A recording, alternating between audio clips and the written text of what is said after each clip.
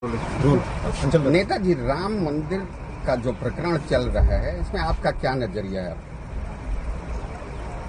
देखिए, राम मंदिर पर मैं कई बार बोल चुका हूं और मैंने कल ही बोला था कि मैं पहला व्यक्ति हूं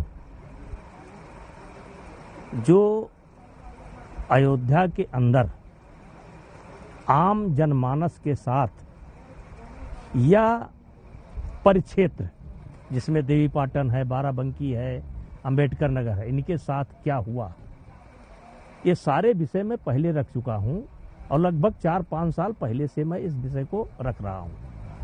अब जैसे इतने बैरियर लगाए गए थे, वो क्यों लगाए गए, उससे क्या लाभ मिला?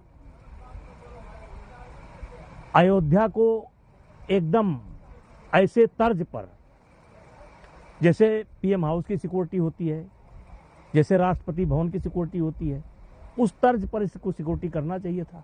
अब सिक्योरिटी के बहाने कर दिया और जिसका खामियाजा ये हुआ कि आज राम मंदिर से आम जनमानस कट गया, गरीब कट गया, अयोध्या से कट गया। और रहा सवाल जो मैंने भ्रष्टाचार के बारे में बोला था, मैं तब बोला था जब किसी ने नहीं बोला था, तब मैंने बोला था। आज भी अयोध्या के अंदर बैरियर लगे हुए हैं और बैरियर इसलिए, जैसे रंग महल एक मंदिर है, उसके आगे बैरियर लगा हुआ है, जबकि वो बैरियर दूसरी जगह पर जा सकता है, लेकिन नहीं, रंग महल मुझको लेना है। जब ले नहीं पाएंगे, बात बहुत दूर तक जा चुकी है, लेकिन और ये सब किसी के इशारे पर हो रहा था। अब जांच हो रही है, अपना काम लोग करेंगे, कर रहे हैं। अब जब जांच पूरी हो जाएगी तब मैं एक बार फिर बोलूंगा कि जांच सही हुई कि गलत हुई है। इसलिए अभी मेरा कोई बोलना नहीं बनता है, क्योंकि मैं अयोध्या के रग रग से वाकिफ हूं, गली गली से वाकिफ हूं, एक एक मुद्दे से वाकिफ हूं। और मैं तो तब से आवाज उठा रहा हूं, 5 साल से, 6 साल से, 4 साल से प्रशासन में से सबसे गुहार कर रहा हूं कि भाई ये ठीक नहीं हो रहा है। तो अब जांच चल रही है, तो जांच में हमें बोलने का कोई राइट नहीं है। इस तरीके से जब जांच पूरी हो जाएगी तब मैं फिर बोलूंगा कि जांच सही हुई है कि गलत हुई है, तब मैं बोलूंगा।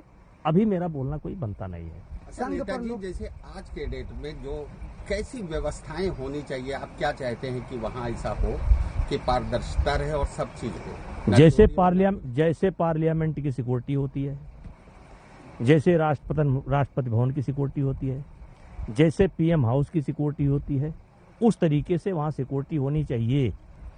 अब जैसे पीएम हाउस के सामने सड़क चलती है, कभी नहीं बंद होती, मात्र रूट लगता है, जैसे प्रधानमंत्री जी का रूट लगता है या कोई विदेशी डेलीगेट्स आया तो उसका रूट लगता है, तो थोड़ी देर के लिए सड़क बंद होती है। आप पूरी अयोध्या को क्यों बंद करते हो? तो पार्लियामेंट के तर्ज पर, राष्ट्रपति के तर्ज पर, राष्ट्रीय भवन के तर्ज पर, पीएम हाउस के तर्ज पर सिक्योरिटी होनी चाहिए। आप रखिए सिक्योरिटी, लेकिन आप ये नाजायज बैरियर क्यों लगा रहे हो? अब क्या बोला जाए इसके संबंध में? अभी बहुत कुछ सारी चीजें नहीं आई हैं। जिस तरीके से आरएसएस के लोग कोस रहे थे चंद्र, देखिए, ये मेरा विषय नहीं।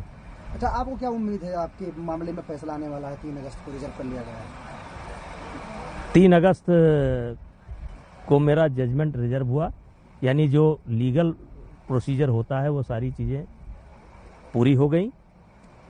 और मैंने पहले कहा था कि अगर ये प्रकरण सत्य पाया जाएगा तो मैं फांसी पर लटकूंगा। मैं आज भी उस बात पर कायम हूं। ये श्रीमान जी लोग ना तो समय बता पा रहे हैं, ना तो सन बता पा रहे हैं, ना तो जगह बता पा रहे हैं। सन गलत, डेट गलत, जगह गलत, तो वारदात भी गलत।